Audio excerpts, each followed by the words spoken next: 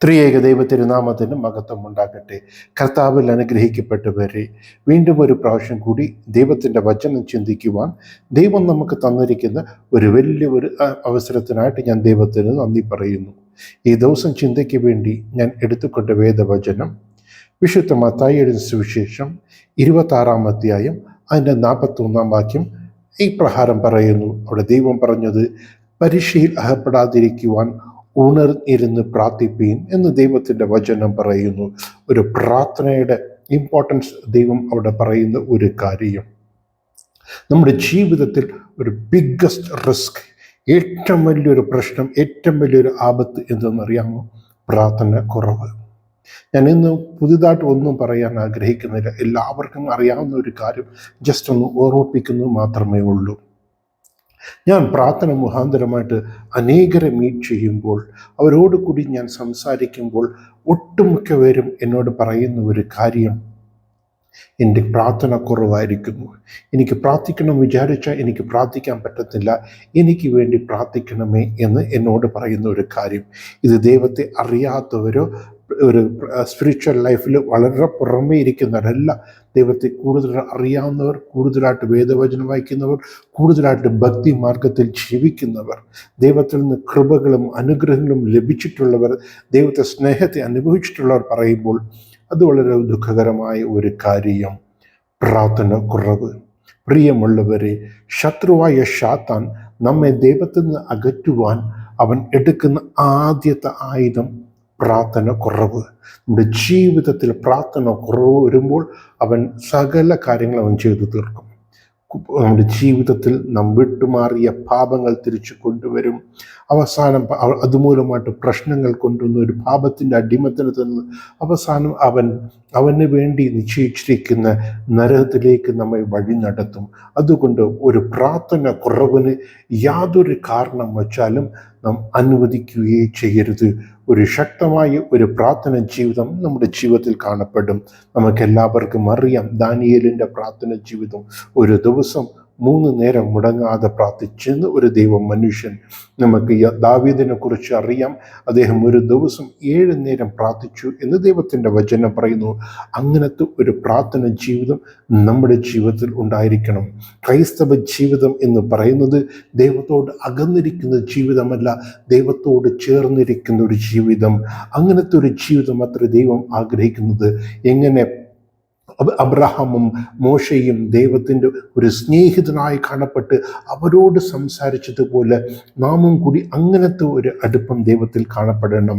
എനിക്ക് ഏറ്റവും പ്രിയപ്പെട്ട ഒരു കാര്യം ഉൽപ്പത്തി 18-ാം അധ്യായം 33-ാം വാക്യം. അതിൻ്റെ മുമ്പ് ചില വചനങ്ങൾ നാം വായിച്ചു നോക്കുമ്പോൾ അവിടെ അബ്രഹാമിനും പിതാവായ ദൈവത്തിനും കൂടി ചില സംഭാഷണങ്ങൾ നടക്കുന്നു. 33-ാം വാക്യം പറയുന്നു, ദൈവം അബ്രഹാമിനോട് സംസാരിച്ച ശേഷം സ്വർഗത്തിലേക്ക് എഴുന്നള്ളിപ്പോയി എന്ന്. ഒരു ഫ്രണ്ട്സ് മീറ്റ് ചെയ്യുന്നത് പോലെ, ഒരു കോഫിക്ക് നമ്മുടെ ഫ്രണ്ട്സിനെ മീറ്റ് ചെയ്യുന്നത് പോലെ പിതാവായ ദൈവം അബ്രഹാമെ കൂടി സംസാരിക്കുന്നു. അങ്ങനെ ഒരു ജീവിതം അത്ര ദൈവം നമ്മിൽ നിന്ന് പ്രതീക്ഷിക്കുന്നത്. മോശയുടെ കാര്യം നോക്കുമ്പോൾ മോശയോട് ദൈവം മുഖമുഖമായി സംസാരിച്ചു. ഒരു ക്രൈസ്തവ ജീവിതം എന്ന് പറയുന്നത് അങ്ങനത്തെ ഒരു ജീവിതം. ദൈവത്തോട് അടുപ്പമുള്ള ജീവിതം, ദൈവത്തോട് ഒരു സംബന്ധമില്ലാതെ ഞായറാഴ്ച മാത്രം പ്രാർത്ഥിക്കുന്ന, അല്ലെങ്കിൽ ഒരു സ്പെഷ്യൽ അക്കേഷൻസ് പ്രാർത്ഥിക്കുന്ന ഒരു ജീവിതമല്ല, ദൈവത്തോട് അടുത്തുള്ള ഒരു ജീവിതമായിരിക്കണം.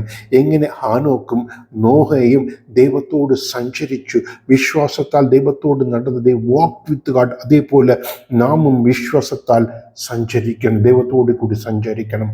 അതിന് ഒരു ശക്തമായ ഒരു പ്രാർത്ഥന ജീവിതം നമ്മുടെ ജീവിതത്തിൽ കാണപ്പെടണം. അതേപോലെ നോക്കുമ്പോൾ നാം പഴയ നിയമത്തിൽ വായിക്കുമ്പോൾ പുറപ്പാട് 17-ാം അധ്യായം 11-12 വചനം നാം വായിച്ചു നോക്കുമ്പോൾ അവിടെ ഇസ്രായേൽ ജനങ്ങൾ, മോശയുടെ കരം എപ്പോഴൊക്കെ ഉയർന്നിരുന്നു അപ്പോൾ ഇസ്രായേൽ ജനങ്ങൾ ജയം പ്രാപിച്ചു. എപ്പോഴും മോശയുടെ കരം താന്നിരുന്നു അപ്പോഴൊക്കെ അവർക്ക് പരാജയം വന്നു. അതേപോലെ നമ്മുടെ ജീവിതത്തിൽ പ്രാർത്ഥന എപ്പോഴൊക്കെ ഉയർന്നിരിക്കുന്നു അപ്പോൾ നമ്മുടെ ജീവിതത്തിൽ ജയം വരും. എപ്പോൾ പ്രാർത്ഥന കുറവ് വരുന്നു അപ്പോൾ പലവിധമായ പ്രശ്നങ്ങളും ബുദ്ധിമുട്ടുകളും നമ്മുടെ ജീവിതത്തിൽ കടന്നു വരും.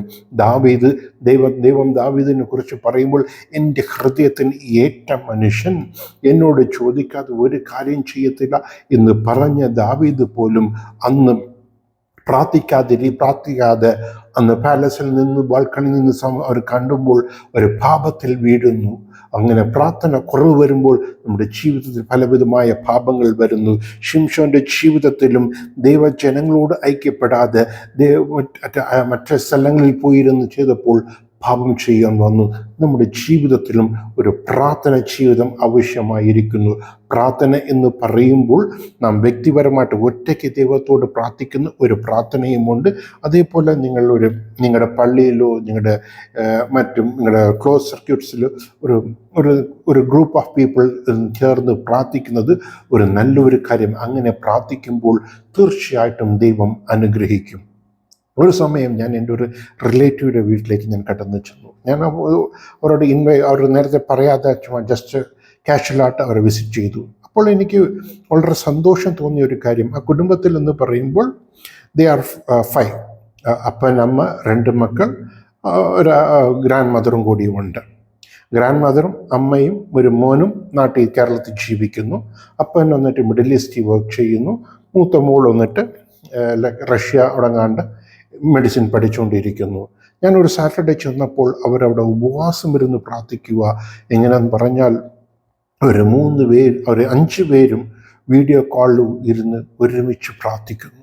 ഇന്ന് എത്ര കുടുംബത്തിൽ, ഒരു ഭവനത്തിൽ ജീവിക്കുന്നവർ, ഒരു വീട്ടിൽ ജീവിക്കുന്നവർ തന്നെ ഒരു കുടുംബ പ്രാർത്ഥനയില്ലാതെ ഇരിക്കുമ്പോൾ ഇവരുടെ ഒരു ദൈവഭയവും ദൈവത്തോട് സ്നേഹവും യോജിപ്പ് കണ്ട് ഞാൻ വളരെ അത്ഭുതപ്പെട്ടു. അവരെ ദൈവം അനുഗ്രഹിച്ചു. അങ്ങനെ ഒരു പ്രാർത്ഥന ജീവിതം വേണം. നമ്മുടെ വ്യക്തിപരമായ പ്രാർത്ഥനയും വേണം. നമ്മുടെ ഒരു ഫ്രണ്ട് സർക്കിളിലിരുന്ന് നമ്മൾ ചേർന്ന് പ്രാർത്ഥിക്കണം. അതേപോലെ ഫാമിലി പ്രെയറും ആവശ്യമായിരിക്കുന്നു. പ്രിയമുള്ളവരെ, നമ്മുടെ പ്രാർത്ഥന ജീവിതം യാതൊരു കാരണവശാലും താഴ്ന്നു പോകാതിരിക്കുവാൻ നാം വളരെ ജാഗ്രതയായിരിക്കണം. അങ്ങനെ പ്രാർത്ഥന നമ്മൾ കുറവ് പെട്ടുപോയാൽ നമ്മുടെ ജീവിതത്തിൽ പലവിധമായ പ്രശ്നം കടന്നു വരും. 1 തെസ്സലോനിക്കർ 5-ാം അധ്യായം 17-ാം വാക്യമ്പോൾ നമ്മൾ പ്രാർത്ഥിക്കേണ്ട ഒരു കാര്യത്തെക്കുറിച്ച് മടുത്തു പോകാതെ പ്രാർത്ഥിക്കുവാൻ വേണ്ടി ദൈവത്തിൻ്റെ വചനം പറയുന്നു. 1 ശമൂവേൽ 12-ാം അധ്യായം 23-ാം വാചകം വായിക്കുമ്പോൾ പ്രാർത്ഥിക്കാതിരിക്കുന്നത് അവിടെ ഒരു പാപമായിട്ട് പറയപ്പെട്ടിരിക്കുന്നു. അതൊരു പാപമായി തീരുന്നു. പ്രിയമുള്ളവരെ, നമ്മുടെ ജീവിതത്തിൽ നോക്കുമ്പോൾ ഒരു ദിവസം മുഴുവനും എത്രമാത്രം ദൈവം നമുക്ക് വേണ്ട അനുഗ്രഹങ്ങളൊക്കെ തരുന്നു. അന്ന് നമ്മൾ പലവിധമായ പ്രശ്നങ്ങളിലേക്ക് നമ്മൾ വിലക്കി കാക്കുന്നു. God protects from lot of evil things. ഇന്ന് ലോകത്തിൽ നോക്കുമ്പോൾ എവിടെ നോക്കിയാലും പലവിധമായ പ്രശ്നങ്ങൾ. എൻ്റെ വ്യക്തി ജീവിതത്തിൽ ഞാൻ എൻ്റെ ഓരോ ദിവസം രാവിലെ എഴുന്നേറ്റതും അന്ന് എനിക്ക് ദൈവം തന്ന ആയുസ്സിന് വേണ്ടി, ദൈവം തന്ന ഒരു അനുഗ്രഹത്തിന് വേണ്ടി പ്രാർത്ഥിക്കുന്ന ഒരു ശീലം. അതേപോലെ രാത്രി കടക്കും മുൻപതായിട്ട് ദൈവം എനിക്കും എൻ്റെ പ്രിയപ്പെട്ടവർക്കും ദൈവം അന്ന് തന്ന അനുഗ്രഹങ്ങൾക്ക് വേണ്ടിയും ദൈവം അന്ന് ഞങ്ങളെ പ്രൊട്ടക്ട് ചെയ്ത എല്ലാവിധ അനുഗ്രഹങ്ങൾക്ക് വേണ്ടി ദൈവത്തിന് നന്ദി പറയണം. അപ്രകാരമായിട്ട് നാം ജീവിക്കണം. എത്ര ദുഃഖകരമായ കാര്യം, നമ്മൾ എത്ര ദിവസം ദൈവത്തിനോട് പ്രാർത്ഥിക്കാതെ, എത്ര ദിവസം ദൈവത്തിനോട് താങ്ക്സ് പറയാതെ കൂടി നാം ജീവിച്ചിട്ടുണ്ട്. പ്രിയമുള്ളവരെ, നാം പ്രാർത്ഥന ജീവിതം വളരെ എഫക്റ്റീവായിരിക്കണം. അത് യാതൊരു രീതിയിലും കുറവുപെടാതിരിക്കുവാൻ നാം ശ്രദ്ധിക്കണം. പ്രിയമുള്ളവർ, യാക്കോബ് 4-ാം അധ്യായം 2-ാം വചനം പറയുന്നു, നിങ്ങൾ പ്രാർത്ഥിച്ചിട്ടില്ല, അതുകൊണ്ട് നിങ്ങൾക്ക് ലഭിക്കുന്നില്ല എന്ന് ദൈവത്തിൻ്റെ വചനം പറയുന്നു. നമ്മുടെ ജീവിതത്തിൽ ഏതോ ഒരു നന്മ നമുക്ക് ആവശ്യം, നമുക്കൊരു അനുഗ്രഹം ആവശ്യം, ഈ ഒരു കാര്യം വരണമെന്ന് നാം ആഗ്രഹിക്കുന്നു. പക്ഷേ എങ്കിലോ നാം ദൈവത്തോട് ചോദിക്കുന്നില്ല, അല്ലെങ്കിൽ ആ ഒരു ഉത്തരം കിട്ടേണ്ട അത്ര എഫർട്ട് നമ്മൾ പ്രയറിൽ ഇടുന്നില്ല എന്നുള്ളതാണ് സത്യം. ഇന്ന് നോക്കുമ്പോൾ ജനങ്ങൾക്ക് ഒരു വിടുതല വേണം, നന്മ വേണം, അതിനുവേണ്ടി ഓടി എവിടെയൊക്കെയോ പോയിക്കൊണ്ടിരിക്കുന്നു. ഏത് അച്ഛനെ കാണാം, ഏത് പാസ്റ്ററിനെ കാണാം, ഏത് ധ്യാനത്തിന് പോകാം, ഏത് തീർത്ഥാടന കേന്ദ്രത്തിന് പോകാം, ഏത് പുണ്യസ്ഥലങ്ങളിൽ പോകാം എന്ന് ഓടിക്കൊണ്ടിരിക്കുന്നു. മേ ബി അവിടെ പോകുമ്പോൾ പ്രാർത്ഥിക്കുമ്പോൾ ഒരു അനുഗ്രഹം ലഭിക്കുമായിരിക്കും, നല്ലത്. പക്ഷേ അങ്ങനെയൊക്കെ ചെയ്യുന്ന പടിയാൽ നാം സ്വർഗരാജ്യത്തിൽ നാം പ്രവേശിക്കത്തില്ല. സ്വർഗരാജ്യത്തിൽ പ്രവേശിക്കണമെങ്കിൽ ഈ എഫക്റ്റീവായിട്ടൊരു പ്രെയർ ലൈഫ് വേണം. ദൈവം തന്നെ ഒരു മുൻമാതൃക കാണിച്ച ഒരു കാര്യം മർക്കോസിലെ സുവിശേഷം 1-ാം അധ്യായം 35-ാം വചനം വായിച്ചു നോക്കുമ്പോൾ ദൈവം ഇരുട്ടോട് എഴുന്ന് അതിരാവിലെ എണീറ്റ് ദൈവത്തിന് പ്രാർത്ഥിക്കുന്ന ഒരു ശീലമുണ്ടായിരുന്നു. ദൈവം തൻ്റെ ശിഷ്യന്മാരോട് കൂടി ചേർന്ന് പ്രാർത്ഥിക്കുന്ന ഒരു അനുഭവം ദൈവത്തിന് ഉണ്ടായിരുന്നു. വേദവചനത്തിൽ സക്സസ്ഫുള്ളായ പ്രോസസ് എല്ലാവർക്കും ഒരു എഫക്റ്റീവായിട്ടൊരു പ്രെയർ ലൈഫ് ഉണ്ടായിരുന്നു. പ്രിയമുള്ളവരെ, ഇന്ന് മുതൽ തന്നെ നമ്മൾ ഒരു തീരുമാനം എടുക്കണം. നമ്മുടെ ജീവിതത്തിൽ ഒരു എഫക്റ്റീവായിട്ടൊരു പ്രെയർ ലൈഫ്, അത് ഓരോരുത്തരുടെയും അവരുടെ ജോലിയും അവരുടെ കാര്യങ്ങൾ അനുസരിച്ച് you schedule a time for that, appointed time for that prayer. ആ ടൈമിൽ എന്തൊക്കെ വന്നാലും എല്ലാവരും മാറ്റി വെച്ച് നമ്മുടെ പ്രാർത്ഥന ജീവിതത്തിൽ നാം ശരിപ്പെടുത്തുമ്പോൾ നമ്മുടെ ജീവിതത്തിൽ അനുഗ്രഹമുണ്ടാകും.